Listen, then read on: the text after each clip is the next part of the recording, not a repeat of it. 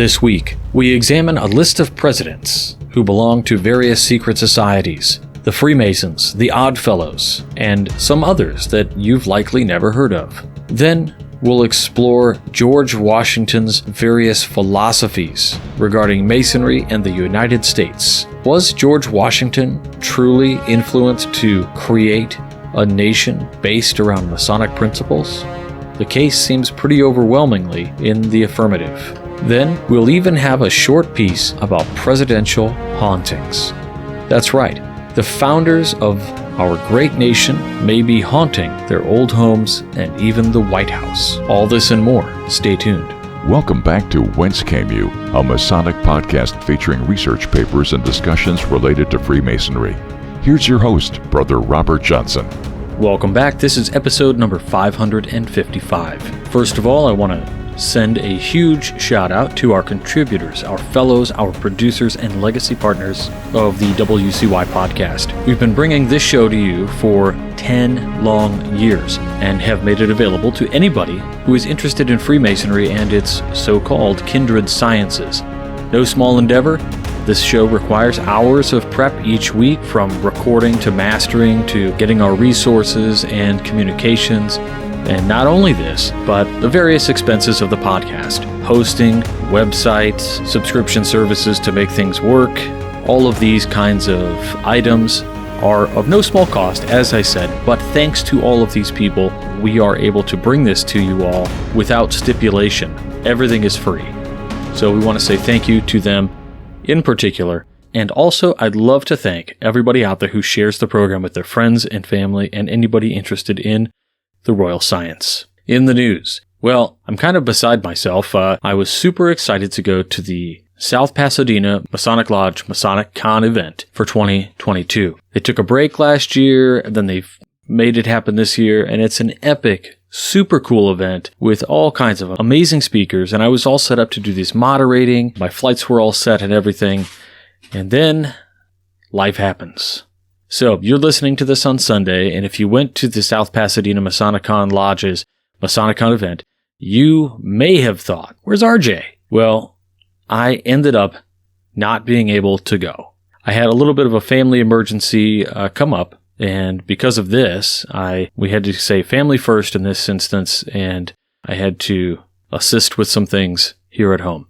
So I do hope you all understand. I do apologize for those of you who I was looking forward to seeing and, having a drink with or a Coke or whatever. I hope to see you at an event in the future, which I know is coming up. So at the end of August, we've got Masonicon Kansas. As far as I know, we've got no extenuating circumstances that'll stop me from being there. However, life happens sometimes. And we've also got another one that's coming up, a brand new con that I'm super excited about as well. And this is happening more toward the East Coast. What am I talking about? Well, Masonicon South, y'all. That's right. Masonicon South is a brand new conference that's coming up. It's going to be hosted on October 15th. So this is just after our Grand Lodge communications here in Illinois, but I'll be down there at Greensboro Masonic Temple in Greensboro, North Carolina. They are in the process of announcing all of the speakers. However, I can tell you, as of right now, we've got Joe Martinez and myself are both speaking. But how about Brother P.D. Newman and Brother Jason Richards? Two more awesome speakers that'll be there. It's going to be a great time, you guys. I think this is the first time that they've had such an event in that area, in the North Carolina region of the United States. North Carolina is no stranger to Masonic education. And this is one of the premier states in Masonry where education is paramount. Now, I would love to say that every, Grand Lodge in the United States puts Masonic education first, but we know that isn't exactly true. We'd love it to be. We understand that every Grand Lodge has its own perspective and its own struggles and its own identity. And that's largely what drives a Grand Lodge into what it puts its most focus. I believe that Masonicon South in North Carolina is one of those Grand Lodges that just has an eye for Masonic education. So it's going to be awesome. They're going to announce a few more speakers. I want to say one more speaker is going to be announced. There'll be 6 speakers. They're going to have some of the best vendors, and of course, a rad festive board. Can't have a really cool event like this without a festive board, so it's going to be cool. Tickets for the event. Masonicon for all of the admission and the speakers, a full day of education. The lodge is asking for $75. And if you are going to have a meal, which will have the traditional Masonic festive board, guest speakers, toasts, and songs, and all of the great things that we love to do at our festive boards, super affordable, $50. So for $125, you get a whole day plus meals. That sounds like a pretty good deal to me. I'm looking forward to it. And again, that's October 15th. I'm going to be adding this particular site back to our Masonic Conferences website as well, which is MasonicConferences.com. I'll have links to all of this in the show notes. All right, so we're through the July 4th holiday, and July is one of these months that has a very patriotic feel. We're celebrating the Declaration of Independence, America, and its founding fathers, and everything that comes along with that, and we know that Freemasonry has played an intimate role in the formation of this great experiment. So this week, as you heard in the opener, I'm going to follow a few articles that will quench a thirst for some fascinating information relating to our founding fathers and George Washington, and even some founding fathers paranormal hijinks. So first up, I wanted to read a short piece from the Business Insider, and the article was called 20 U.S. Presidents Who Belonged to Secret Societies. Now, as Freemasons, we all know who's likely on the list and where they fall. Of course, George Washington was a Freemason, and in fact, that's the first one that they talked about. But let's get into the article. I think you'll find it kind of interesting, and we might even learn a thing or two about some additional secret societies that do exist. Here we go. To the paranoid mind, it probably sounds somewhat startling that 20 out of the 45 U.S. presidents have been affiliated with some kind of secret society. Are there any movies with remotely benevolent secret orders? Most fictional secret societies are depicted as ominous and usually feature troublesome chanting, outdated robes, sacrifices, and nefarious global plots. The societies presidents have been involved with, however, function more like social clubs. Under the secret handshakes and mysterious rituals, many are just like fraternities. 14 U.S. presidents were Freemasons. Masonic lodges essentially function as a combination of social club, charitable organization, and business network. The fraternal organization has been around since at least the 1700s, likely arising from early modern organization of stonemasons. So, if I hop in here for just a moment, I don't think that we function as a business network at all. I think that's there, but it is actually a ritual society. But anyway, let's continue. Here are the presidents who have belonged to Masonic lodges or other secret societies at some point. Of course, George Washington, the secret society, the Freemasons. That's right, the first president of the United States also happened to be rather involved in a secret society. George Washington was the country's first ever Masonic president. In Ron Shenroe's Washington, A Life, he notes that the future president may have been attracted to the Masonic Order's adherence to Enlightenment ideals. Washington joined the Order of Freemasons early in his life, entering Fredericksburg, Lodge number 4 at age 20, according to Mount Vernon's official website. Masonic influences even came into play at Washington's first inauguration. During the ceremony, he swore his oath on a Bible from St. John's Masonic Lodge number 1 in New York. The first president's Masonic ties followed him his entire life and beyond. There's even a George Washington Masonic National Memorial, which was dedicated in 1932 and finally completed in 1970. I think most of that is probably pretty clear to most Masons today. Let's talk about Thomas Jefferson. He belonged to the Flat Hat Club Society. Thomas Jefferson may have been the member of the FHC Society at the College of William and Mary, but that doesn't mean he was impressed by the group. In one 1819 letter, the third U.S. president reflected on his experience in the secret society, quote, "There existed a society called the FHC Society, confined to the number of 6 students only, of which I was a member, but it had no useful object, nor do I know whether it now exists." End quote. The initials of FHC stood for Fraternitas Humanitas et Cognito, Latin for brotherhood, humanity, and knowledge. However, the group became known as the Flat Hat Club, probably reference to the mortarboard students wore at the time. Members identified themselves with a secret handshake along with a silver badge inscribed with the words Stabilitas et Fides, stability and faith, which is now the motto of William and Mary's campus newspaper. The group pretty much died out when the Revolutionary War interrupted classes. However, the name lived on with William and Mary's student newspaper, and the secret society itself resurged in 1972 under the name the Flat Hat Club. James Monroe. Secret Society, Freemasons. Mason website, the Masonic Trowel, lists Monroe as entering the Williamsburg Lodge, number 6 in 1776. At that time, he was 17 years old, a student at the College of William and Mary, and heavily involved in anti-crown activities on campus. He's recorded as paying dues to the lodge from 1776 to 1780, according to a comprehensive catalog of the correspondence and papers of James Monroe, Volume 1. Over the course of those 4 years, the future 5th president would drop out of college to fight in the Revolution, nearly die after getting shot during the Battle of Trenton, and then return to William and Mary to study law. Andrew Jackson, Freemasons. Jackson's status as a Mason actually became a major political issue during his presidency. In 1826, Masons were implicated in the still unsolved kidnap of a New York man who threatened to reveal their secrets. An anti-Masonic political party formed shortly after, claiming Masons were sinister, elitist, and anti-democratic. Slate reported.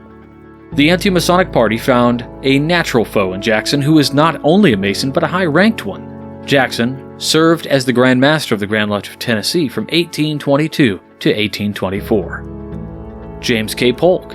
According to the Proceedings of the Grand Lodge of Kentucky, the 11th president was initiated in Columbia Lodge, number 31, Columbia, Tennessee, in 1820. He was 25 at the time and had just been licensed to practice law. James Buchanan, also Freemason. According to the Complete Idiot's Guide to Freemasonry, Buchanan was a member of Lodge number 43 in Lancaster, Pennsylvania, and he later went on to become one of the worst-ranked presidents in U.S. history. Andrew Johnson, Freemason. In her biography on Johnson, historian Annette Gordon Reed says that former president remained a proud Mason throughout his life, and that local Masonic temples played a great role in his funeral proceedings. Ulysses S. Grant, the Independent Order of Oddfellows. 18th President and famed United General Ulysses S. Grant belonged to a society known as the Independent Order of Oddfellows. The fraternal order has its roots in early modern Europe and was an offshoot of England's Oddfellows. The American version of the organization was officially founded in 1819 in Baltimore. The order focused on charitable causes and eventually admitted both men and women as members.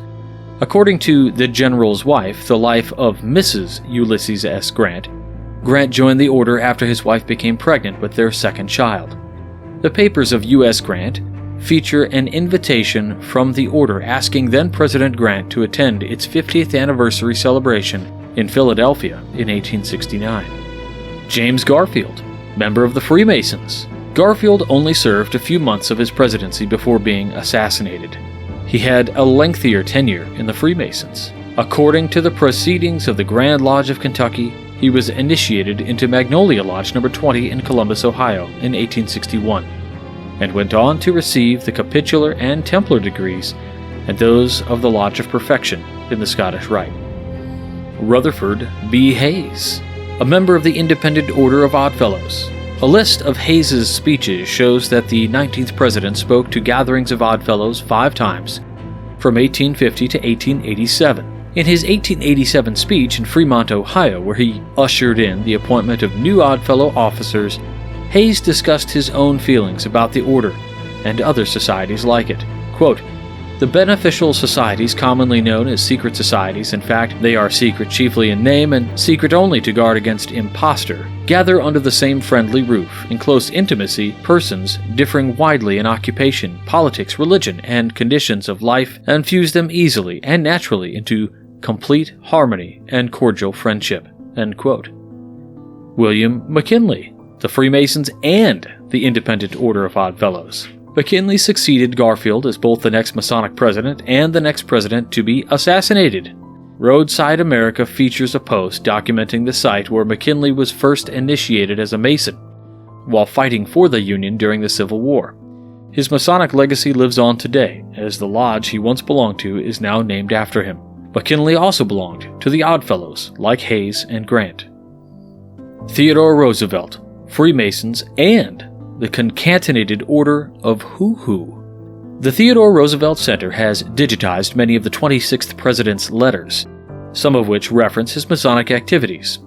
President Roosevelt addressed the Grand Lodge of Pennsylvania in 1902 on the anniversary of Washington's initiation.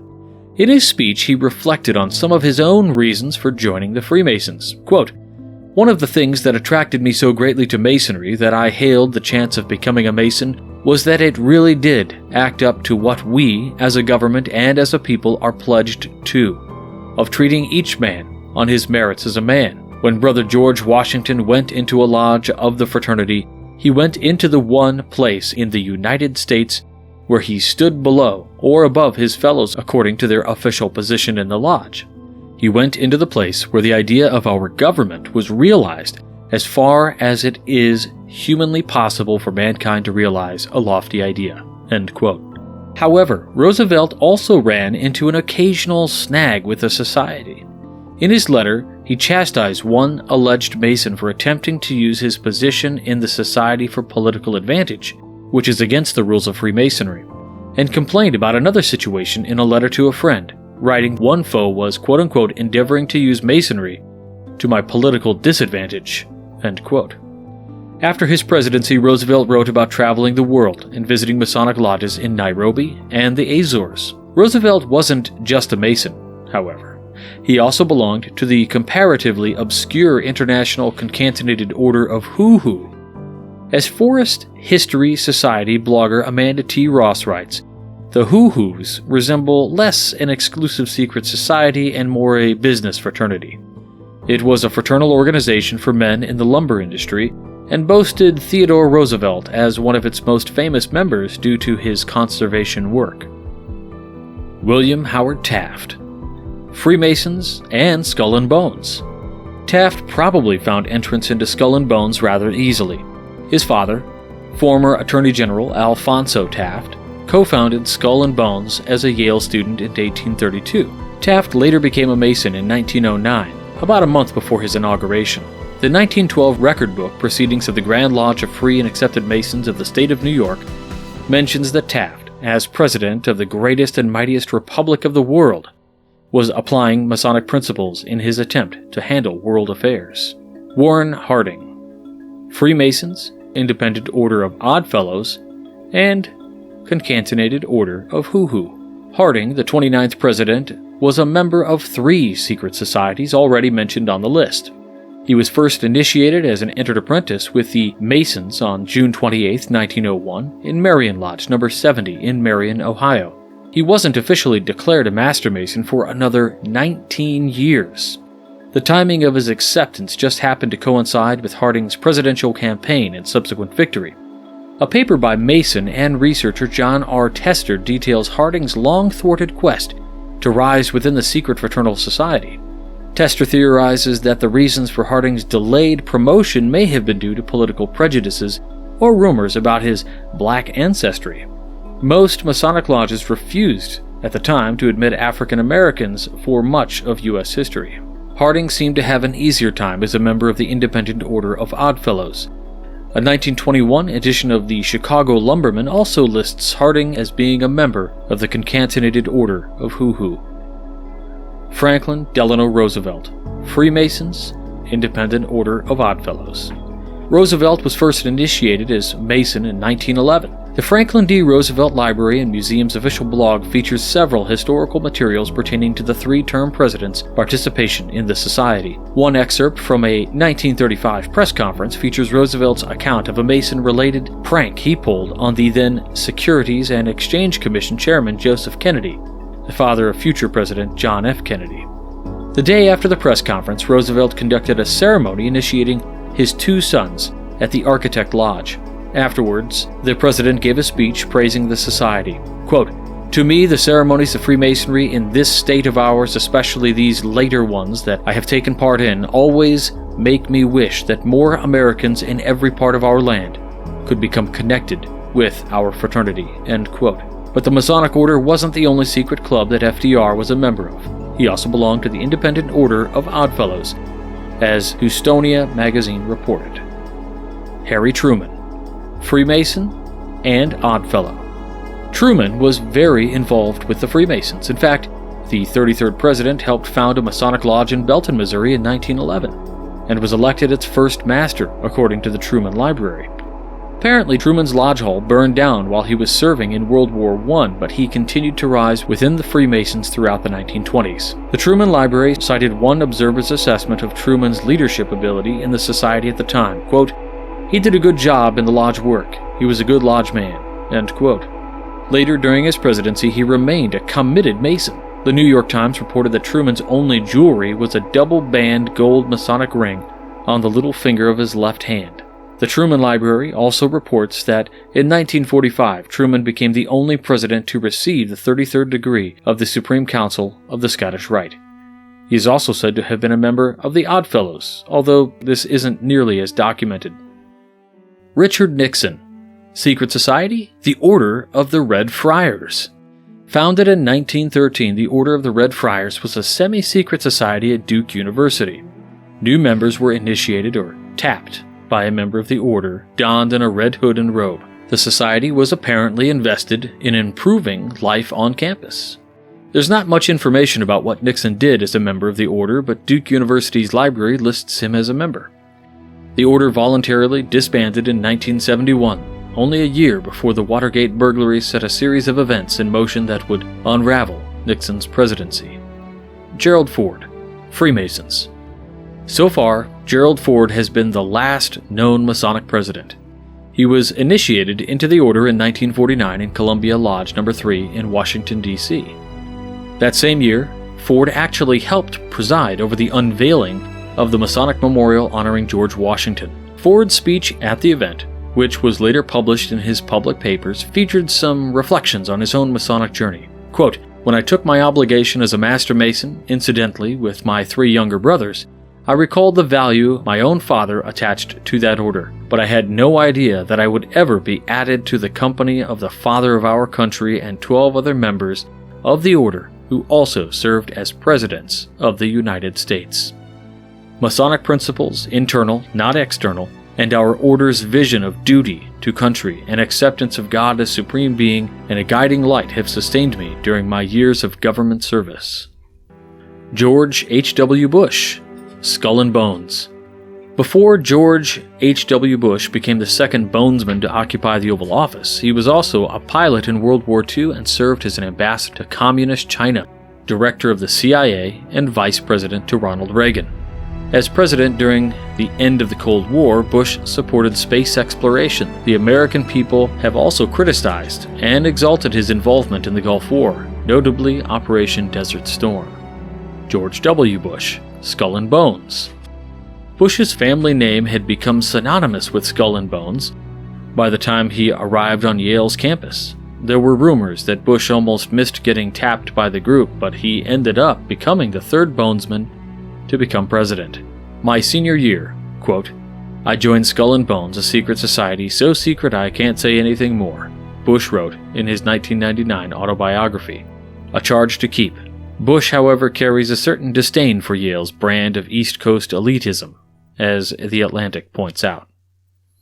Well, there you have a brief overview of several U.S. presidents who belong to secret societies, one after the next. It was just Freemason, Freemason, Freemason, Oddfellows, Skull and Bones, and then this Who Order and the Scarlet Robe or Red Robe Society. Just kind of interesting. Seems like the Freemasons won the lottery there for the presidents. I'll have a link back to this article, which also has links to all of their citations in the article as well. For the Craftsman Plus, I would be curious to know what's the weirdest secret society that you've ever heard of. Just tell us the name of it and maybe post a link to some information about it. We can get a little conspiratorial. Have fun with it. Next, I have a piece that comes from George Washington, the mountvernon.org. And it's called 8 Facts About George Washington and Religion. I felt this piece was appropriate since we're always hearing about George Washington and how great he was, but sometimes we don't always get all of the cool nuances and facts. And so, in an effort to get to know the man a little bit more, let's check out these 8 facts about George Washington and religion from mountvernon.org. Much has been written about George Washington and his religious beliefs. Some even go so far as to suggest he did not believe in a god, while others believe he was a deist. 1. While rather private about his religious beliefs, George Washington was an Anglican. The Washingtons attended services about once a month at 2 churches near Mount Vernon. During the Revolutionary War, Washington regularly attended services held by military chaplains and local civilian congregations. Often, when he was traveling, Washington would stop for services at whatever church was nearby, regardless of its denomination. Over the course of his life, he is known to have attended services at churches associated with the following Christian groups: Presbyterians, Quakers, Roman Catholics, Congregationalists, Baptists, and Dutch Reformed. Throughout his time as a leader in the army and civilian government, Washington encouraged the declaration of days of prayer and fasting as a means of seeking divine assistance in perilous situations, and also supported the proclamation of days of thanksgiving to praise God for his help. He and his other officers led church services during the French and Indian War because they lacked chaplains. During the Revolution, he ensured that there were chaplains of various denominations to meet the spiritual needs of his soldiers. He also encouraged them to stop swearing and gambling because he told them it was unseemly to ask God's favor of their efforts if they were constantly insulting him by their behavior. Number 2. Washington intended religious freedom in the United States to apply to all religions. Shortly after his inauguration as president, religious communities began writing to Washington. He told these groups that the only being to whom Americans owed an explanation of their religious beliefs was God. When the Virginia Baptists wrote about their qualms that the new Constitution did not specifically guarantee freedom of religion, they went on to say that they knew they were in good hands with Washington at the head of the government. The president responded that he would never have signed the Constitution if he thought it would endanger the religious rights of any group. There are some who believe that Washington was only speaking of religious freedom in regard to Christian denominations, but did not intend it to apply to other religions. To a Jewish congregation in Rhode Island, he noted that, quote, "It is now no more that toleration is spoken of, as if it was by the indulgence of one class of people that another enjoyed the exercise of their inherent natural rights. For happily, the government of the United States, which gives to bigotry no sanction, to persecution no assistance, requires only that they who live under its protection should demean themselves as good citizens, in giving it, on all occasions, their effectual support." Number 3. The Washington Family Bible contained a record of George Washington's birth. He was born, quote, about 10 in the morning on February 11, 1731 or 32, according to the Julian calendar then in use. When England adopted the Gregorian calendar in 1752, which we still observe today, this date changed to February 22nd, 1732, the day Washington considered to be his birthday. Number 4. George Washington was chosen as a vestryman and churchwarden. Washington served as a vestryman at Truro Parish between 1762 and 1784. He was also chosen by his fellow vestrymen to act as churchwarden for 3 terms. The activities of each Anglican parish in Virginia during the 18th century were overseen by a minister and a group of 12 gentlemen, known as the vestry. These men were responsible for levying taxes to pay the minister's salary and church budget, as well as upkeep and construction of church property, and care for the poor in the community. On a rotation basis, 2 of the vestrymen were typically asked to take on the position of churchwarden. It was these men who were responsible for the day-to-day hands-on work of the parish. Number 5. George Washington expressed little preference as to the religion practiced by the enslaved workers at Mount Vernon.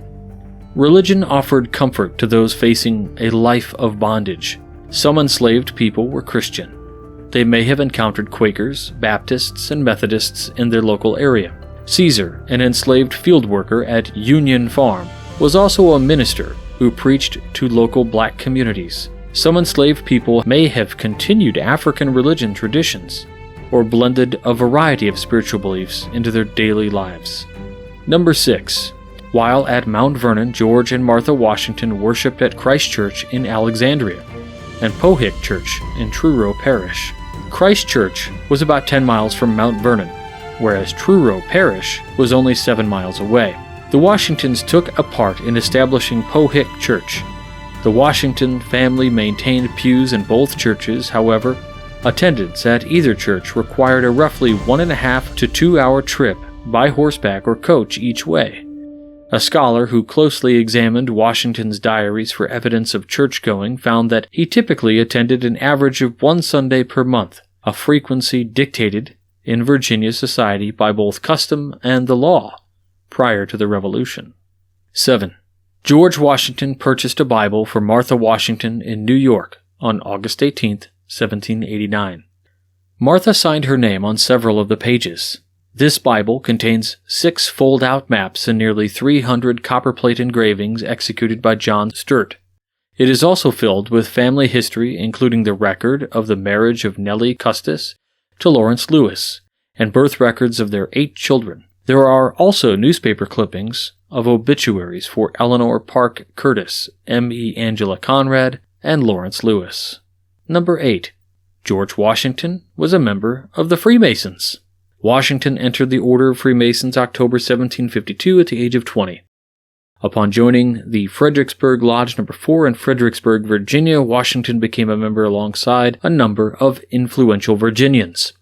In 1783, at the close of the Revolutionary War, a Masonic lodge in Alexandria, Virginia was chartered. The new lodge asked General Washington to be its first master. Washington accepted the position and became master of the newly formed Alexandria Lodge No. 22. So there you have some interesting facts about George Washington, things that you might not have read before. I did not know about the abundance of the different denominations of churches that he frequently attended. Also, I found it interesting that it was law prior to the Revolutionary War to attend church the way he had been doing. So pretty interesting.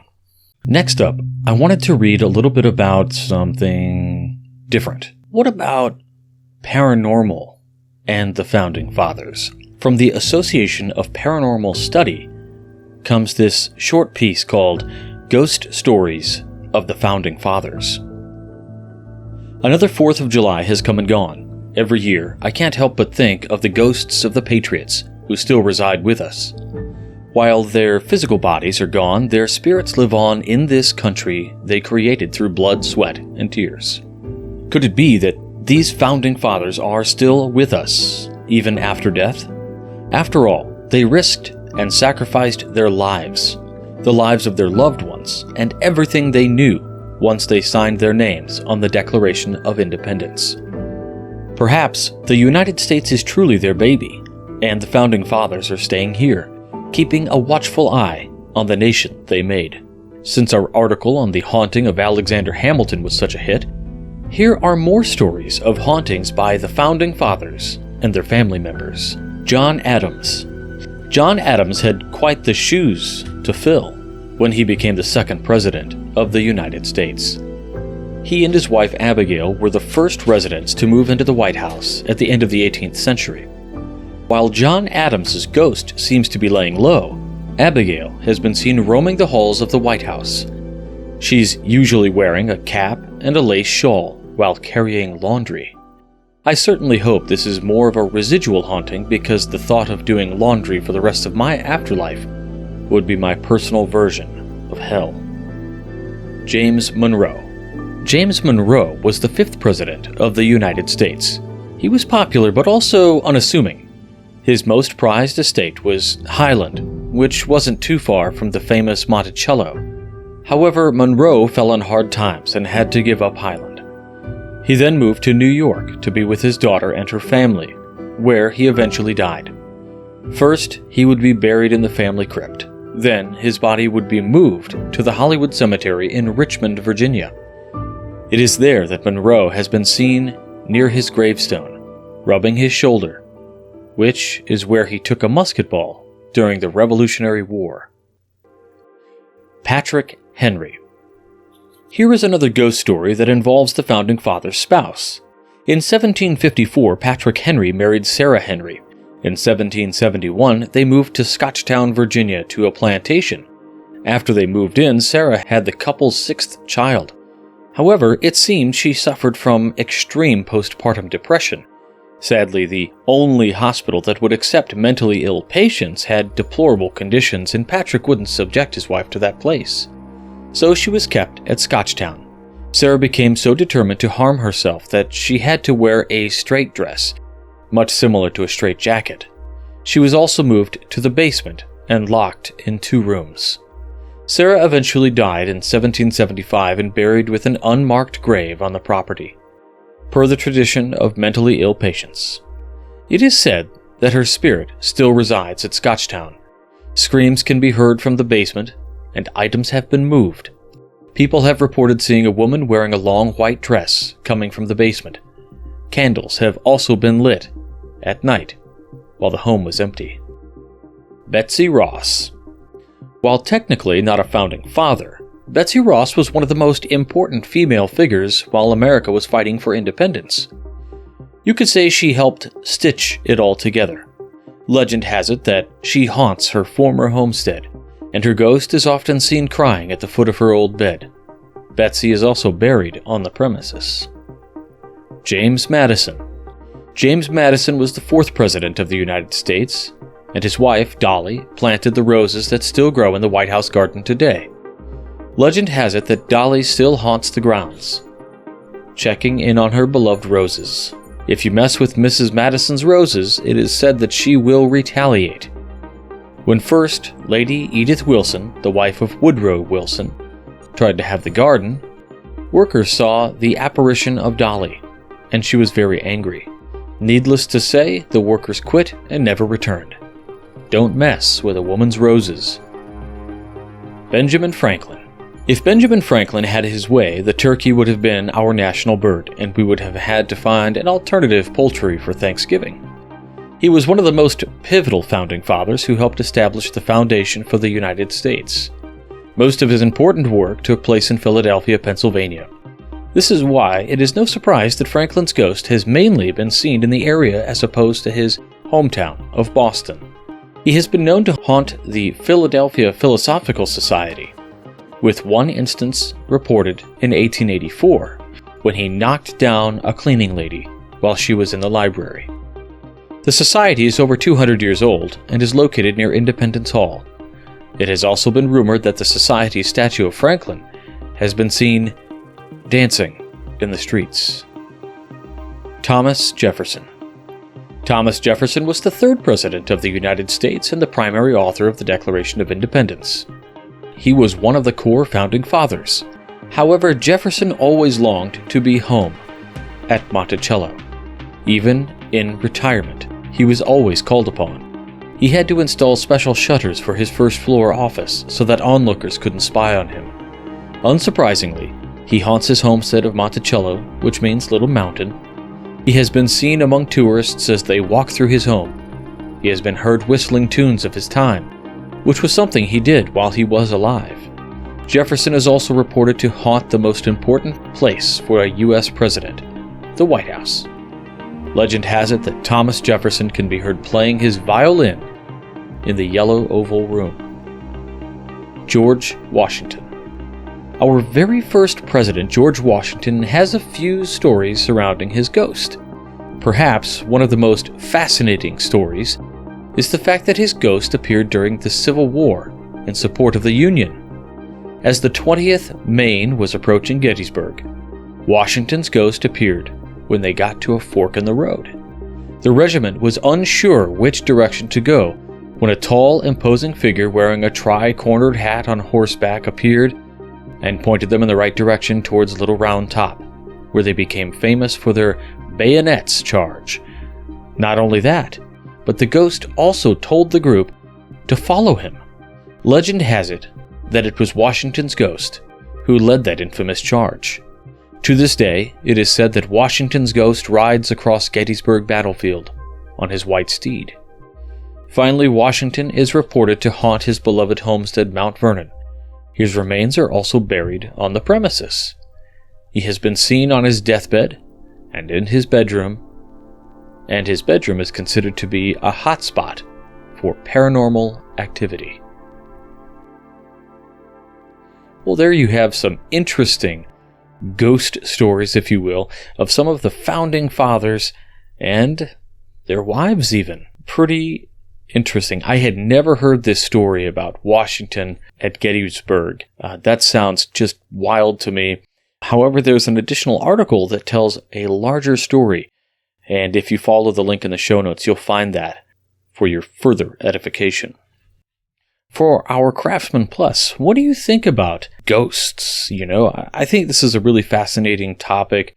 It's not so much Masonic, but just as a general interest, do you have any ghost stories regarding Freemasons? I'd love to read all about it. That's it for this week. I want to thank our producers, fellows, contributors, and legacy partners for helping to bring this show to the masses for over 10 years. Every piece of help is definitely appreciated. I cannot express my gratitude to you enough. Remember to check out all the links in the show notes for the various things that we talked about. And until next week, stay on the level. For Whence Came You, I'm Robert Johnson. Take care. You've been listening to Whence Came You, a Masonic podcast featuring research papers and discussions related to Freemasonry with your host, Brother Robert Johnson. Be sure to join us for our next edition.